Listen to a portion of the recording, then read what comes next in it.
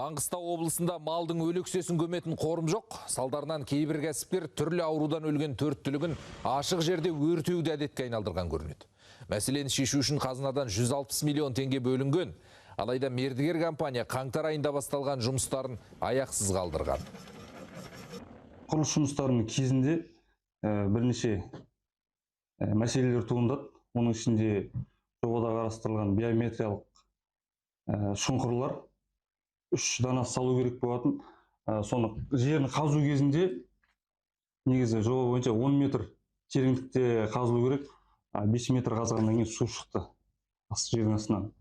Сондықтан қазір технологиялық шешімдерін жобалаушы мекемемен бірге қарастырып жатырмыз. Белгілі болғандай, әкімдік жобалаушы мекемеге 10 миллион 800 мың теңге аударған. Алайда қорымға арналған жердің астынан судың немесе мұнайдың бар жоғы тексерілуге тиіс еді.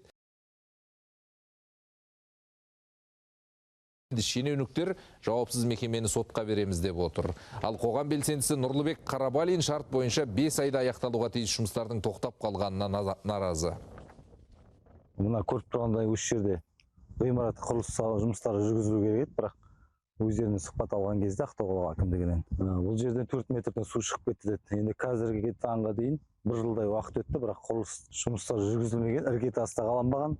Осы жерге келіп мониторинг жасадық. Мониторинг жасау барысында әлі бос жатқан құрылыс орындарының бос жатқанын анықтадық. Және осыны құзырлы органдарға жолдайтын боламыз.